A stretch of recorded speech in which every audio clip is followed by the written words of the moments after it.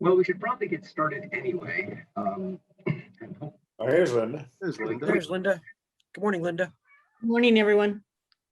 Morning. Congratulations, Linda. Yes. On what? Our condolences on being reelected. Thank you. That seems like eons ago already, given everything that's going on. So, but thank you. So Linda, I was just explaining to the committee, I am the former observer to the committee, and that assignment was changed some time ago, but just for the purpose of the public hearing tonight, I wanted to just do whatever I can to ensure that it passes through as efficiently as possible. So I guess that was my explanation for being here this morning. Well, that's a good one. I'll just comment that on the town website, it looks like these two articles, 18 and 19, have been postponed until a future public hearing. Oh, Oh, how come? I wonder. well, There was a conflict in terms of scheduling. yes. Yeah, I saw that somewhere. I was thinking, I get scheduled so confused. I assumed it was my mistake, but I thought I'd heard it had been postponed. And then John spoke and I thought, oops, got that wrong. Well, I'm not aware of that, if that's the case. Yeah, this is all transpired this week. So in fact, I think the rescheduling happened possibly on Tuesday. Anyway, It's recent anyway. yes. But the issues will be the same, John, no matter when it is. Oh, yeah. It's May 11th. I just wanted to confirm that, which is before I said so. Yeah. Yes, that's my information as well.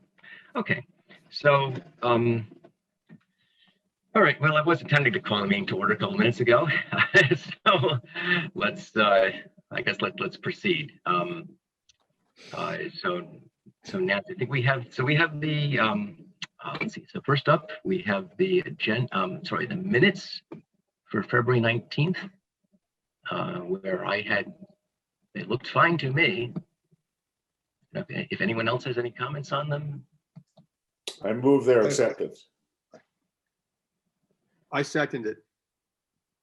Okay, well, we have a motion and a second. Seeing no discussion, I guess, let's see, I have to go down the, I have to do the roll call. So let's go down the roll call here. I have 1, 2, 3, 4. Oh, good, I've got 4 members. Who am I missing? Oh, wait. Ron is, Good. I've got 5 members, sorry. I've got to change my my view here. All right, so let's start with Nancy. Yeah. Okay, that's an aye. Bill? Yes. That's a yes. Okay, Walter? yes. Jay? Yes. All right, and I'm voting yes, so that's unanimous. Minutes are accepted. Okay, let's see. Now, review of Article 19 is next on the agenda. So, okay, so just to fill things in, so there is an Article 19, which is the which is providing funds for the providing funds for the means-based Transition. exemption if we can't do the tax shift. And I think actually, so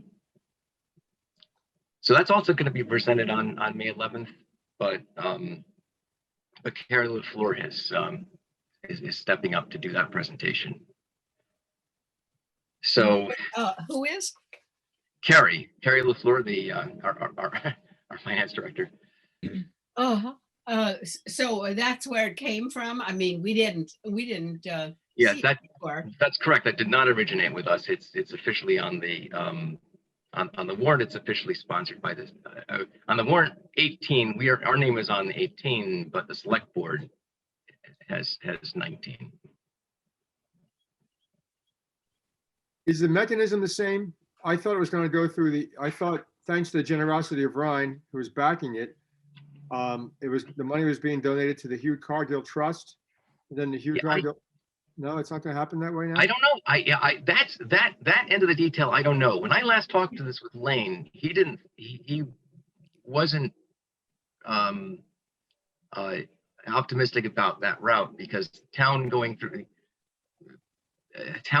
going through I'm not sure that works. Although Carrie would have a clearer picture of this, and Lane's on Lane's on vacation this week, so I haven't spoken to him yet about it. But when we last talked, it sounded like it would be a check directly from the town, which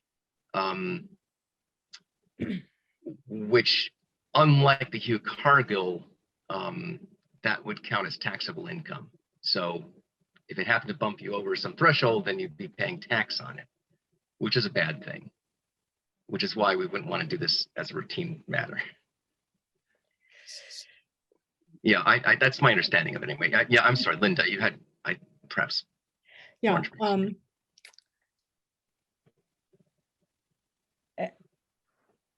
that's the question you raised, Bill, is right on in terms of where we are. I happened to notice that there appeared to be two parallel streams of conversation going about how this appropriation would be framed and brought to town meeting. What is listed in the warrant at this point and what Carrie is prepared to go forward with is an appropriation, should the legislation not be passed, which is looking more and more likely at this point prior to town meeting, that the appropriation funds would come from what is called an overlay surplus account, which resides in the assessor's office to deal with abatements. So that's an existing fund that can be drawn on without complications. Yeah, and So our original thought was Ryan's original thought was just to end run the whole process. Yeah, absolutely. And I think a lot of us were operating on that generosity of offer and how we would work through other existing committees to realize that. But this is what appeared in the warrant. Is there any possibility this will be resisted because it may require an increase in It's an existing reserve fund. Okay. Yeah. I mean, it's like as always, is money has to come from somewhere eventually, and I think I think the long run implications of this would be if we had left all that. Now, okay, so first of all, the amount of money we're talking about here is a very, very small fraction of the town's tax. And I think even for the overlay reserve fund, it's just a little bit off the top. I don't know how much is in the fund right now, but I don't think it's. I think it's much more than we're requiring here. Yeah, so Linda, I'm sorry. Yeah, if I may, to Bill's question, which I think is a good one. After the public hearing, I think it'll be important to listen to the comments we get at the public hearing. But as always, I think, people need to be prepared with either amendments or whatever may be necessary at town meeting. So, and how these two parallel conversations began, I just heard reference to an earlier conversation with Lane in January and some other things. So I'm just not sure how this all transpired, but that's where we are.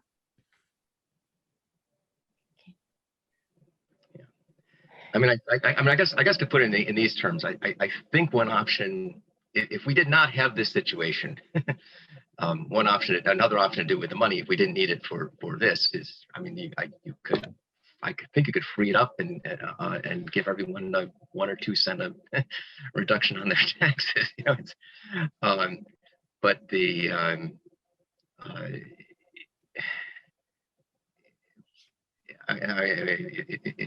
it's a fund that the town has to tap for purpose. But this is certainly I think it seems like a legitimate purpose. I mean, we're I mean our typical modus operandi is that we are shifting taxes from one pot to another to give this abatement, and now this is one of the pots that the assessors deal with, and we're shifting. I think it's going to be It's like important. 2 cents, 2 cents on the tax rate, right? Yeah, So, yeah, I mean, it be 2 isn't cents. a major Yeah. expense for anybody. Right. I think it's important, or will be important, because the question is going to come, what is this? Why is this happening? To explain that what we thought was going to happen was just a normal renewal of something that the town had passed before, and because the Great and General Court is exquisitely inefficient, the whole thing got bogged down. They didn't vote it down. There was no objection to it that we know of. It just didn't happen, and we have taxpayers caught in a bind through no fault of their own. And I think it's important to make that point, that this hadn't come out of some jump from the forehead of some odd person who wants to take money away from the town. I think it'd be very important to explain that. Yeah, no, we're trying to do the right thing that we've been doing for the past 3 years. And it's been wrenched from us. Yeah, that's just the point that's made. It's our lives have just been made more complicated by this by the legislative schedule. I mean, we had gotten through the we had gotten favorably reported out of committee, which should have been it, but it was right at the end of the session, and it just didn't happen. So has, just to close the loop, does Ryan know this, and does Eric Van Loon know this, who represents the Hugh Cargill Trust? Because they were in the whole process of thinking this through. Hugh Cargill was getting ready to offer this money. Does anyone know whether they're aware of all this? So as of yesterday, clearly Lane was CC'd, and I think sees what's happening there. Need to catch up with the other group, clearly. So should one of us do that, or will somebody else do that? Bill, I think that would be good. If you had the original conversations, I think, or some of the original conversation, if you're willing to do that, I think that would be good. But I guess my recommendation to the committee is that you could hear was that still need to be prepared, I guess, should an alternate be needed on the floor of town meeting. Got it. Got it. That's where I'm coming from. That's my recommendation to the committee. So that would be our parachute with Exactly. with Ryan and Eric. All right, why don't I, if the committee's okay, why don't I give them a call since Ryan's not here? And also I'll reach out to Eric Van Loon for the Hugh Cargill Trust and tell him where we are. That sound right? Right. Yeah. Good. And Okay. May 11th is the new May hearing 11th. date. Yeah. And again, presence of everybody at both the hearing and the town meeting, of course, are important. And not just presence, but other committee members as needed, making positive comments. Why do you think this might bring amendments at town meeting?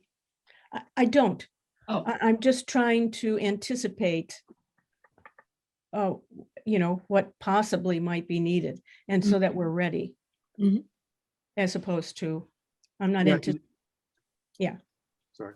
Yeah, you don't want to fail. I mean, if for some reason someone objects to tapping the fund, we walk away with nothing, and then what do we do? So if we have an alternative, we're Yeah. set. Yeah. All right.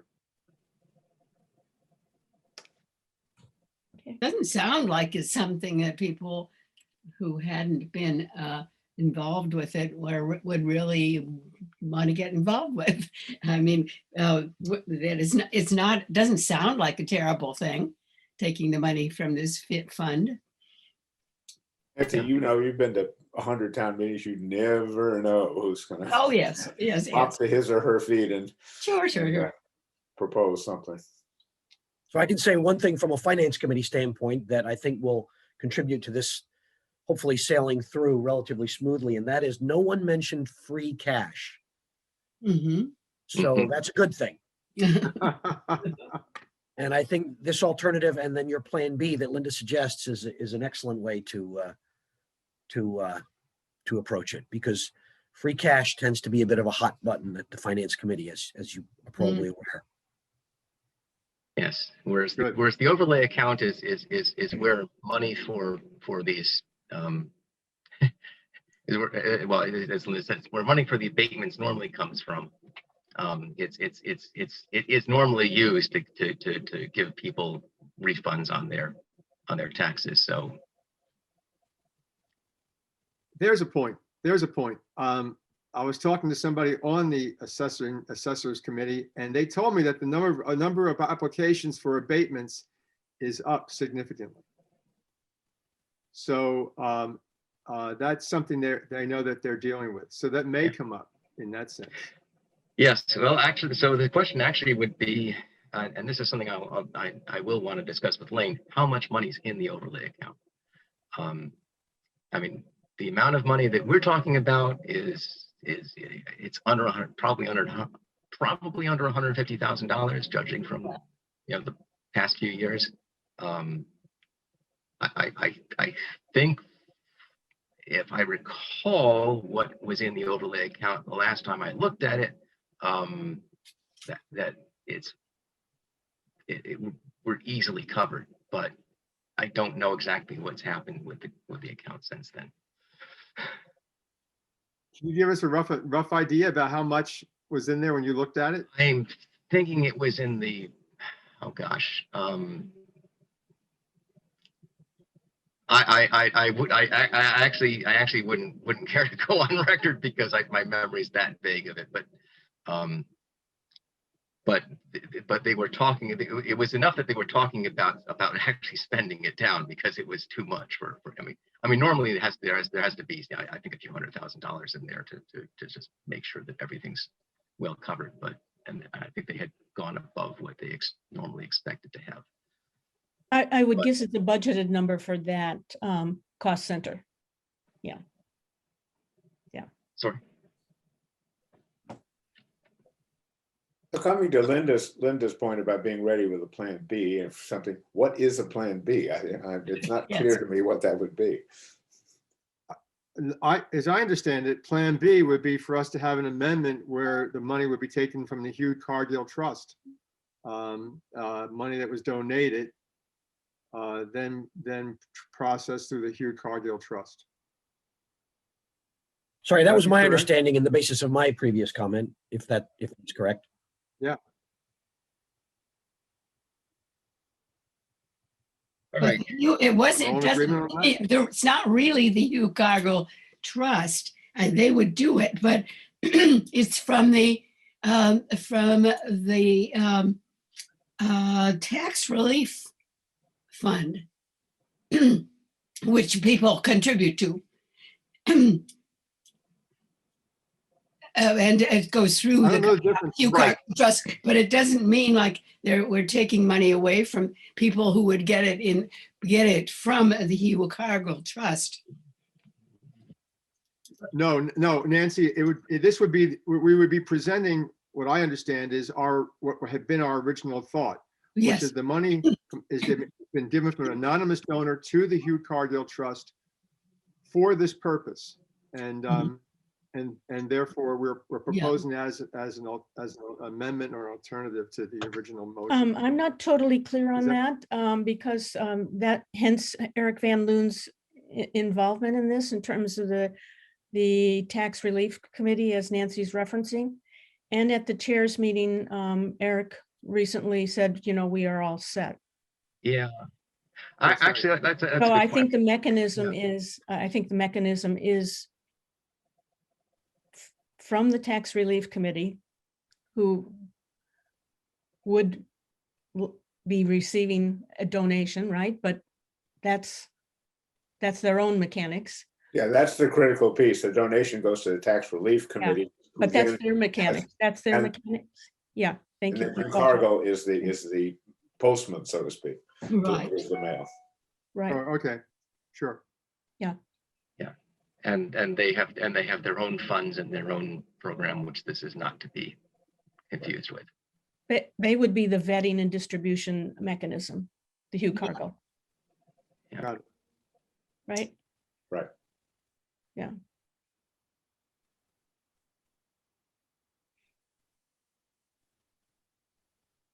Okay.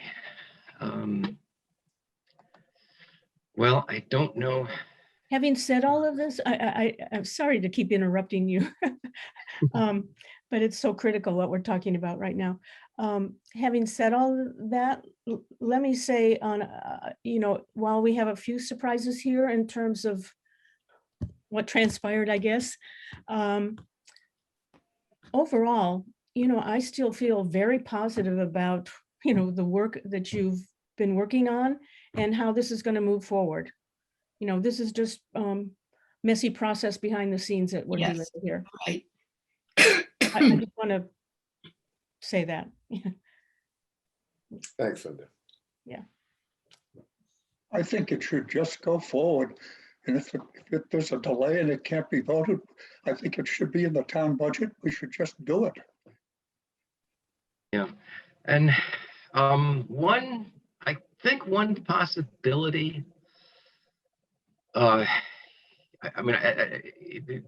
June 13th is, well, okay, one possibility, which I think is also relatively remote, is that the legislature doesn't act in time by June 13th for us to move 18, and so we move 19, and then somehow they come through later in the fall, and coincidentally, it's before we have to set the tax rate, Hmm. which is significant. Once we set the tax rate, then that's frozen in stone. We're locked into a particular thing. Before we set the tax rate, and in time for and that we have a fall town meeting for some reason, and we're able to put something on the agenda there. It's just barely possible that we could get the regular program back in place. Yeah. It's a lot of things would have to fall in place for that to happen, though, and I absolutely no guarantees.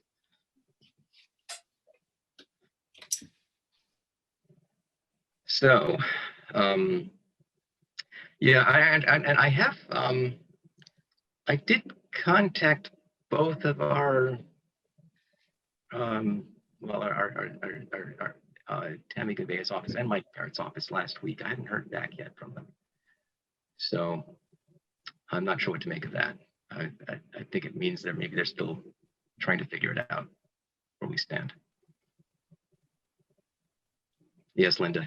I can just give you an update also from last week, David, and that is that things seem to be running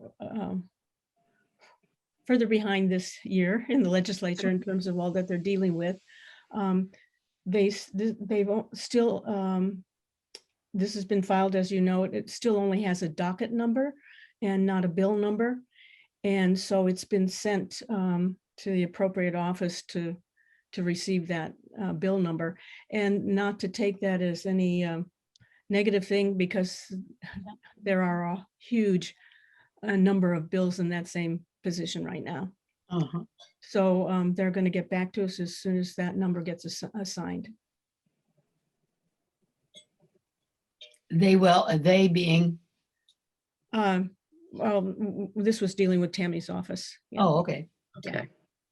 It looks like we have Ryan, you're here. Good. Yeah, I understood it to be 8:30, but I was reading the wrong email, I guess. No, we haven't changed the time. Back and forth. Oh, well. sounds like you're just, the last few words of Linda's seem to say that the state has not done its thing yet, and who knows when. Yeah. Good True. summary. And I guess the only question then comes up, and which you maybe already have discussed, is the article that says whatever the town will appropriate in case the state doesn't do it, and how that interfaces with the promise made by a member of the committee. Exactly, Ryan. Let me try, if you don't mind, give you a brief summary from what we talked about with that. So you were right. Article 19 would take money from the assessor's overlay fund, which essentially is money put aside for abatements, and pay that and use that for our purposes. However, we were just discussing, what if, I mean, there's always possible at town meeting, what if that gets voted down or gets such opposition that we need an alternative? The alternative would be you, thank you, our wonderful donor, and going back to the original alternative that we had, which was an anonymous donor giving money to the tax relief fund, who then uses the Hugh Cargill fund to give this money out. So, but that seems like a unlikely thing that we'll need to do, but we want to at least make sure that we had that as a backup. Does that Well, seem we fair? have that commitment, and and I'm doubly vaccinated, and so is Nancy. So that one That's great. one uncertainty, but the world is uncertain. So the question is whether we I'll put it another way. There'll be a check written that'll be somewhere around. Let's hope we don't have to use it for any Keeping reason. in mind that this money gets dispersed actually after people make application and so forth. So that as far as I can tell, the abatement does not occur till July or something like that, when the first tax bill goes out. Right. Right. Good. There we are. That's great. Thank you very much. So where are we now, David? What do we do next?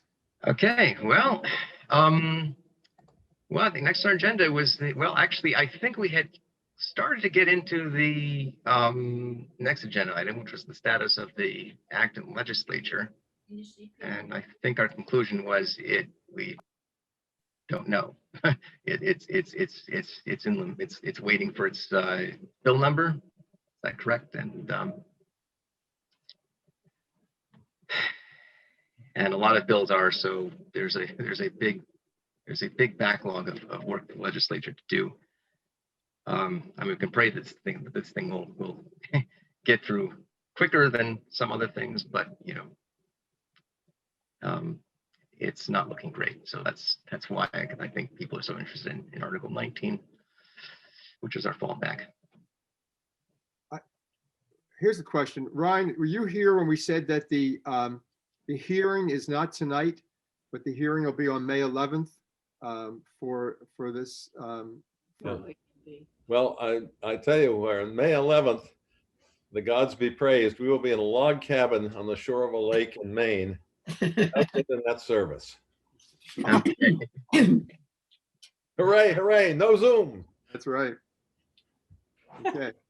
But I think as far as I can tell, David has represented us before, and will do a great job if we have to make more presentation about it. I think by this time, and I think you'd all agree that they've heard about this thing ad nauseum. I mean, at the pre whatever that David already did, they've had 2 or 3 presentations to FinCom. It's passed the town meeting. Well, the world is full of surprises, but I think that we'll be well represented by David, and assuming he's around on the 11th. I'll be thinking kindly of you from my log cabin. Yeah, thank you. Yeah, no, I think that part of the logic in the rescheduling was in fact I had some conflicts, and we wanted to make sure I would be available. So of course that means Ryan's not available, but Yeah, that's the way things go. Yeah, Yeah, forgive me. I think the only question that's likely to come up to FinCom is whether is this issue of an appropriation. That's, that's where somebody is going to say, well, wait a minute, where's this money going to come from, and whatever. That seems to me the issue will not be whether we should continue the program and whether we should, ask for the home rule petition again if nothing goes forward, but simply to ask for an appropriation, and that looks like visible money to somebody. Not a lot, but it's money. So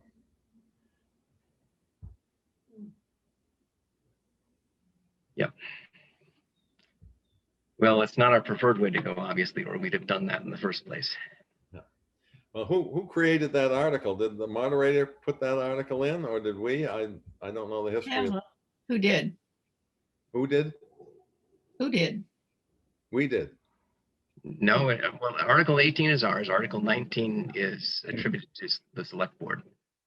Okay, well, that's the best way of dealing with it. It's just simply say that's proposed by the select board. Yeah, we think that'll pass. I mean, but we just wanted to make sure there was something in our back pocket if we needed it. It's there. Good, great. And fortunately, and our finance director Carrie LaFleur has stepped up to present that. So she has a presentation on Article 19. I'm prepared to give our presentation on Article 18. So they'll, I believe, both be on May 11th, and that will be done. Yeah, I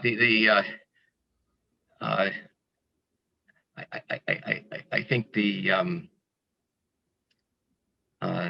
only thing about going on May 11th rather than tonight is we will be on a shorter agenda, and people have more energy to to scrutinize our particular offering. But as I said, we've done this 3 times before. We've basically done the exact same thing 3 times before, and I think we're prepared for any scrutiny. So. And the PowerPoint presentations you have are excellent. I thought they were really well done. I think they do a great job of Yeah, summarizing. I was going to go with a long one, which is adapted. And as I said, that's why I said we've done it so many times before. It's adapted from Ryan's slides. I mean, I just basically took them and I mean, I updated some of the data. I used fiscal year 2021 information rather than I think we had 2020 in there. So but other than that, it's the same. I mean, this principle's been the same all along. It's the same story. So. Good. So, Mr. Chairman, could I just clarify a point? Yes. The one of the attachments that you sent us, 7-page Article 18 slide deck, is that the one that you would intend to present at the FinCom public hearing?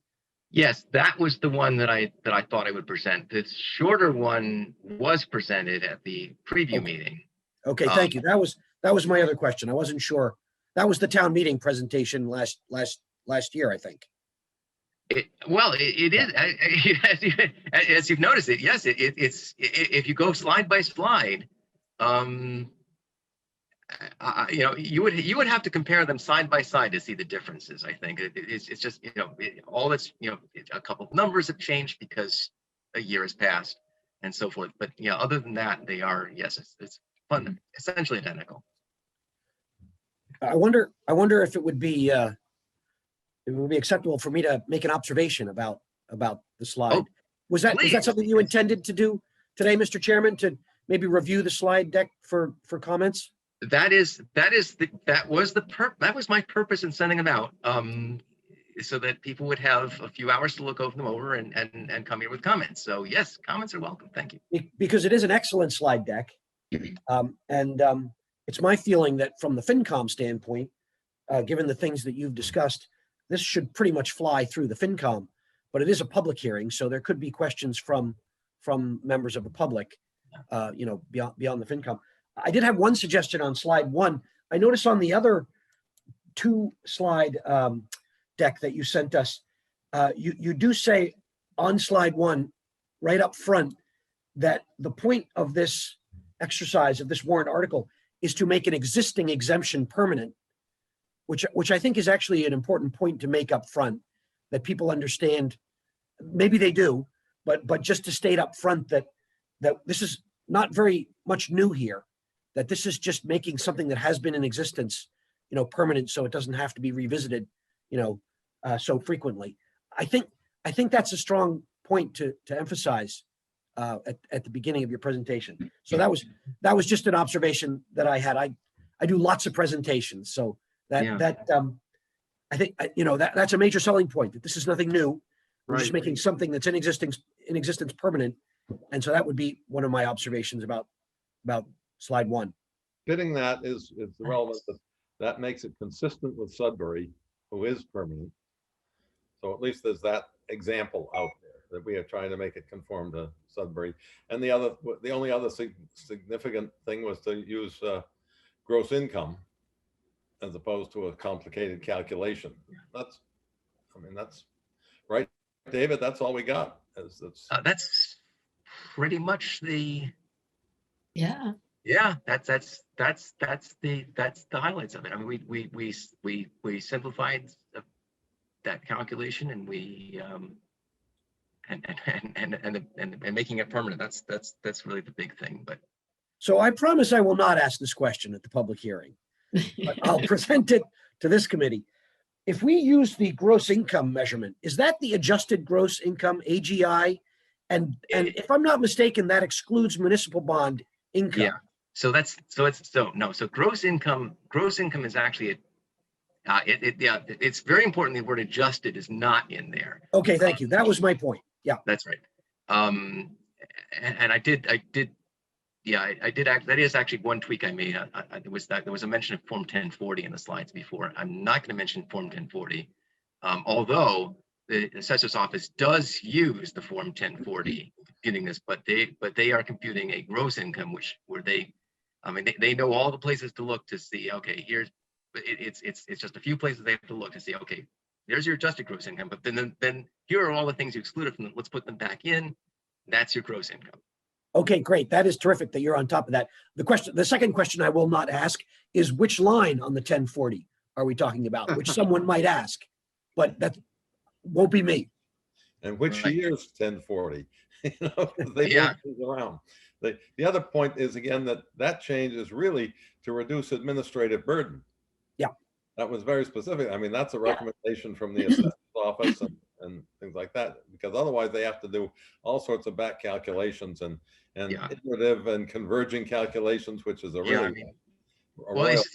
it's just this long list of questions. I mean, if you look at the Massachusetts circuit breaker form, which I think I actually brought to the FinCom one time, it's got the most obscure questions you could imagine, and and you have to answer all of them, and that I think is what they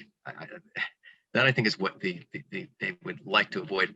They've got a gross income is something that the assessing office has to know how to compute for their other exemptions that are offered, some of them, and so they've got that system down pat.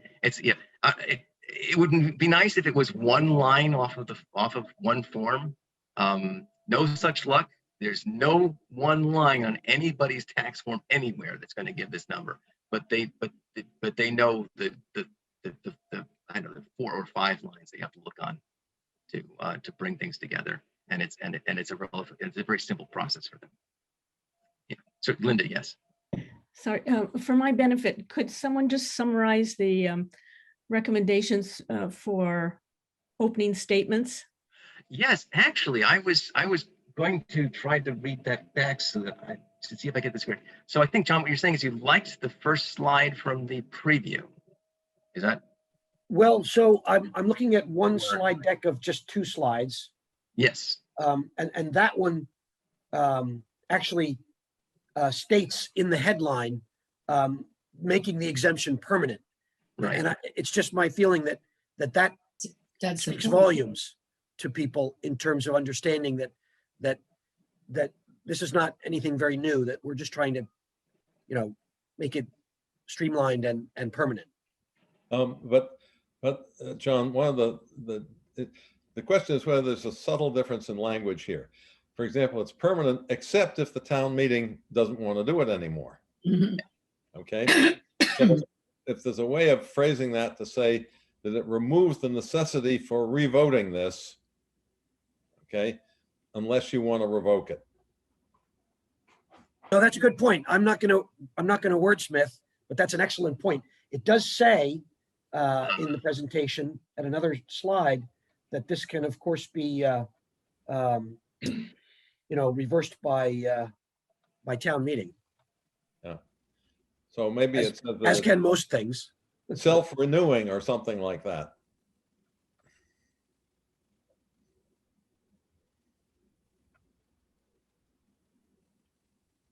Oh, it's what do they call it in your magazine subscriptions? Oh, No, the warrant article actually does for 18 say an act to make permanent a senior means tested property tax exemption. So, but then of course you do state that it could be changed under certain circumstances. So okay. I just think, So I guess just to clarify for me though, are we talking about just updating the headline or to basically it's the headline. The headline needs to have the word permanent in it and the headline on so that actually, so if I just exactly quoted the headline from the warrant, how would that's pretty similar to what I have on the other slides, right? Okay. Yes.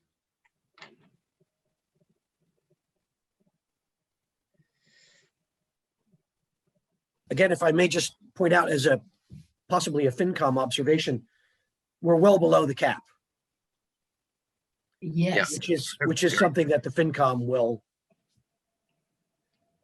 move quite quickly over. That we're not approaching a period where this could come back with any further requests. We're well below the cap. Just a FinCom observation there. Good.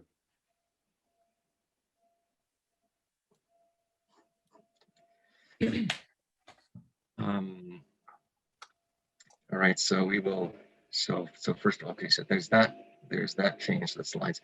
I think, okay, and I think, and also, so should I, did I actually mention how far below the cap we were? I think I did actually somewhere in those slides. So it's on slide 3.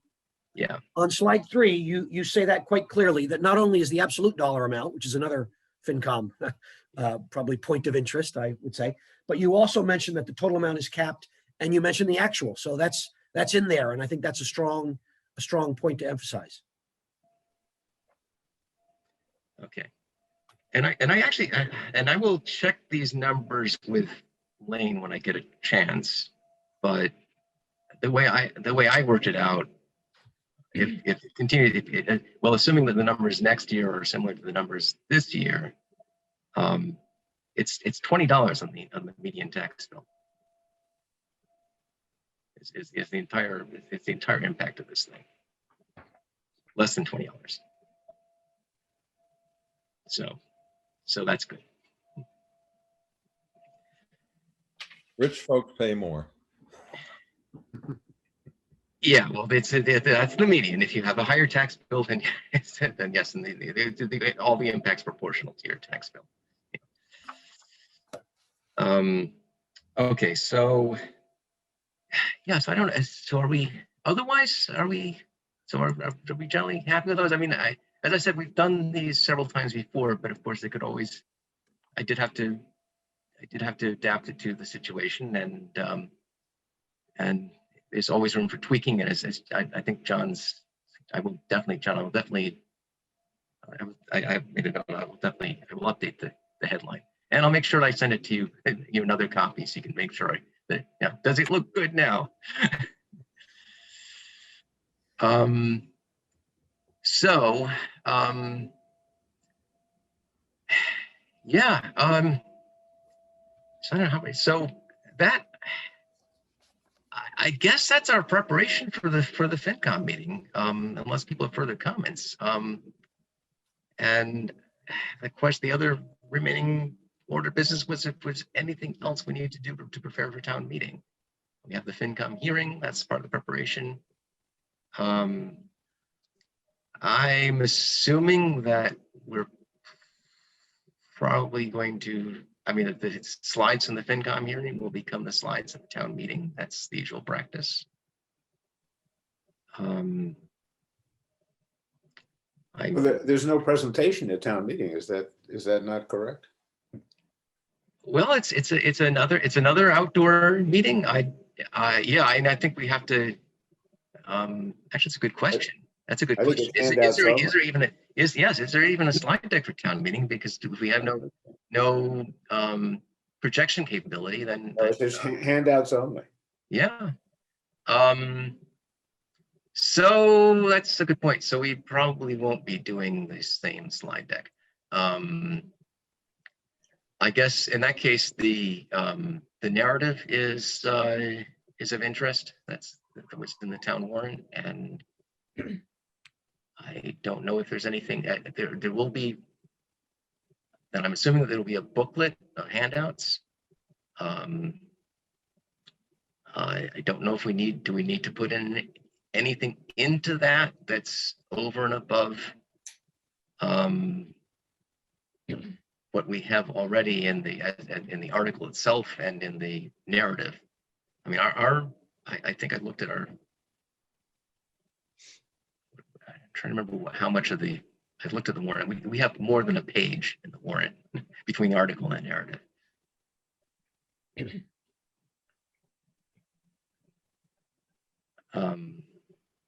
And I do expect, I'm hoping we'll have time to schedule one more meeting before town meeting itself, not before the FinCom hearing, but. Yeah, that would be a good idea, just in case something pops up at the FinCom meeting that we need to deal with. Yeah, and here's the thing, I think we should, first of all, it should be after the FinCom, preferably after the FinCom meeting is good, but before the deadline for the booklet. And I'm trying to remember from last year, the deadline, there's a fairly quick turnaround on that compared to what it might be, but it's a longer lead time than just plain handouts. I think the FinCom publication date is around they need to have all copy in no later than the 20th, as I recall, of May. So I think, you would want to not wait till that last minute. Yeah, so I think if people are, let's see. Why don't we meet on the 14th, David? Yeah, 14th. That's problematic for me since I'm traveling on the 14th. We're gonna have, but we do need something. It's What's our thoughts on another Thursday meeting? Just because I am traveling on the 14th, but we've got if we have to have something between the 11th and the 20th, the 14th is the only Friday in there. The 13th. I can do the 13th. 13th is good for everyone. Yes. Talking May 13th. Yeah. Yes. Yeah. May 13th, I'm not back. Okay. I may be driving back, but I'm not the available. Well, our other option is to go into the beginning of the week after. That's Monday, the 17th.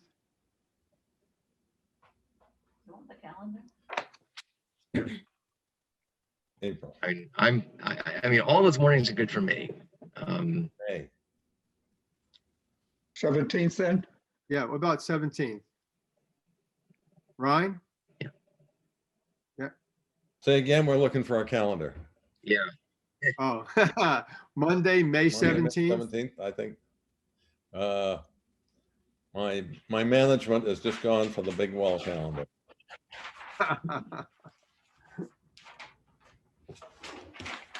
Here we are. Such Monday high the tech. 17th. Yeah, we can write you in. Okay. This actually works, it doesn't have to be recharged. At the usual hour. Yeah, I think we'll do Yeah. the usual hour. 0800. Okay. You're in. Good.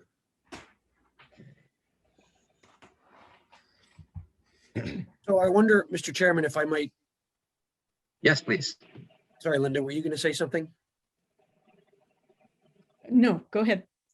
Sorry, I don't mean to add at this late hour the more to the committee's task, but just in the interest of trying to anticipate some finance committee questions so that you can prepare in advance a response and be Yes. familiar with, and two of them that came up for me was that the article mentions that there is an excessive asset test, excessive asset, but it doesn't actually quantify what excessive assets are. So maybe that's something, to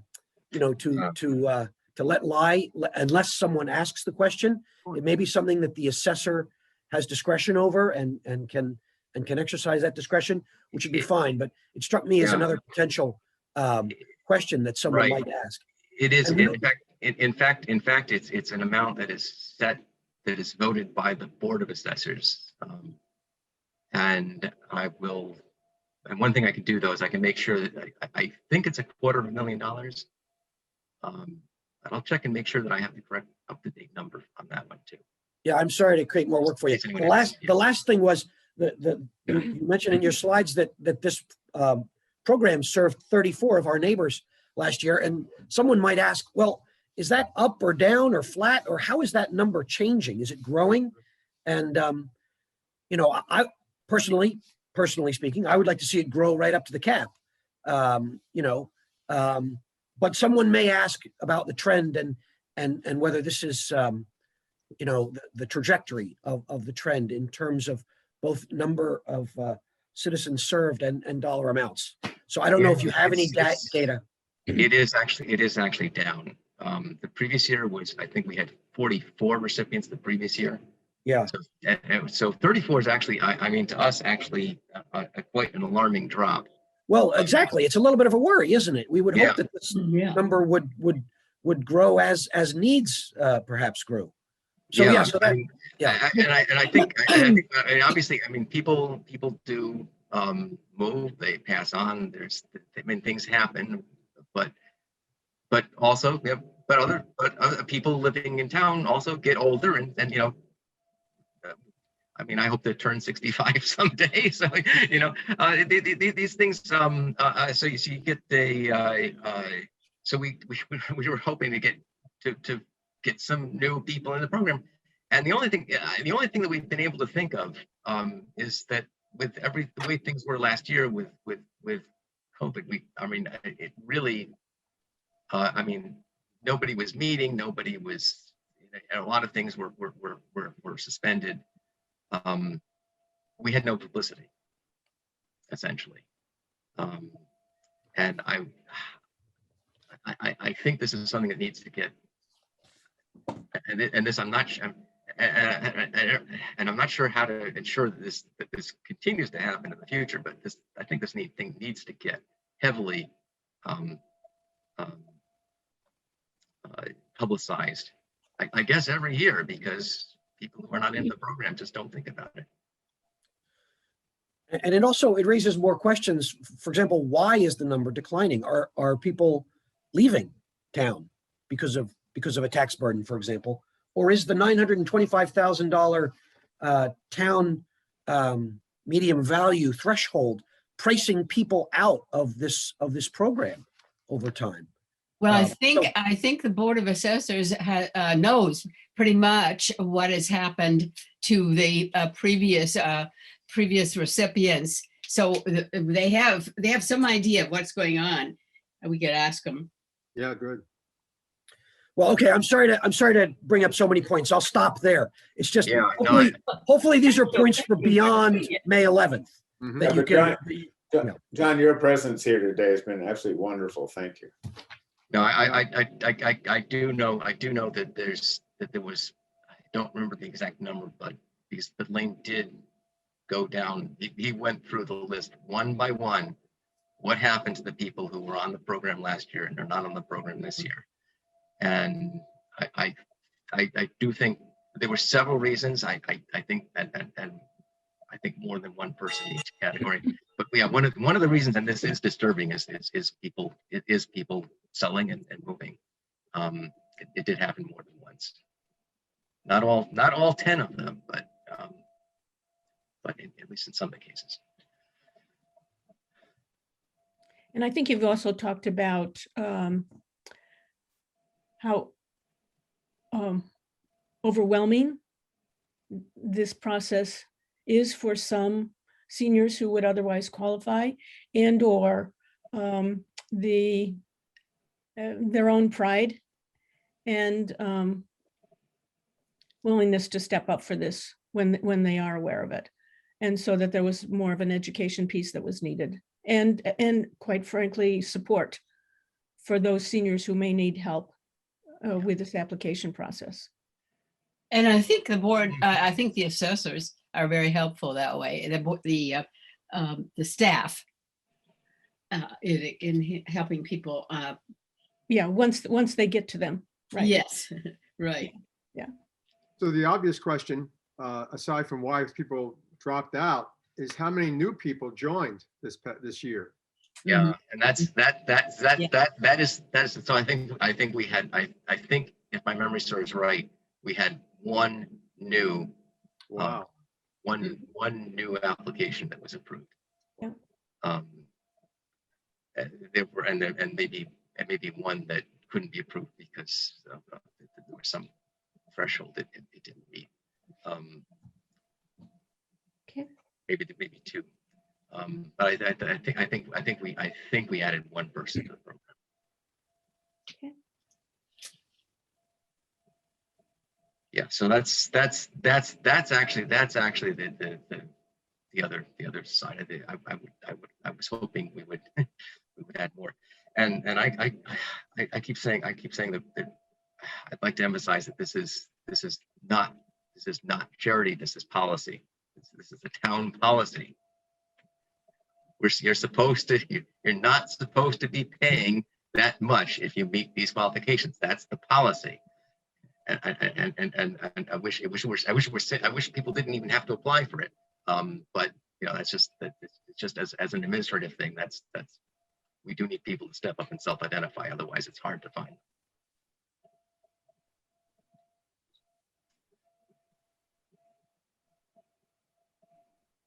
Okay. Okay.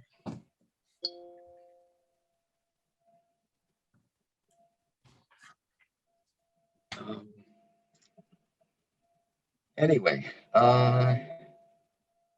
okay, so I guess it does sound like we've done all of our topics. So unless someone has thought of something additional to bring up, I think I'm ready to take a motion to adjourn. So move. Second.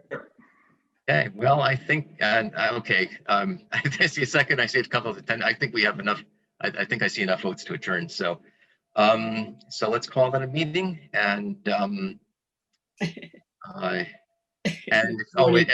by the way, I guess if somebody, if it would be appropriate for if one or two other members wants to show up on May 11th to as backup, just Sure. in case. Sure. I should be there. That'll be helpful. But other than that, we'll all see each other on May 17th then. Thank you, Linda. Thank you, John. Thank you. Sounds Yeah, good. both of you. John, before you leave, can I just catch you and say, be kind tonight on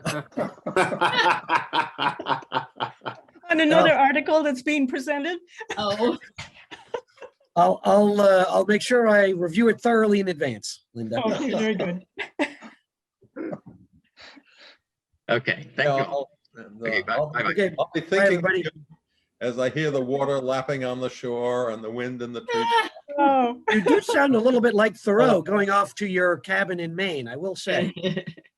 Right, I'm just, well, ready to go. However, it's going to move the season back about 3 weeks. yes, right. There you go. And you might get some snow. And thank you. Bye, everybody. Bye, all. Thank you for Bye, letting me John. contribute. Thanks Thank so you. much.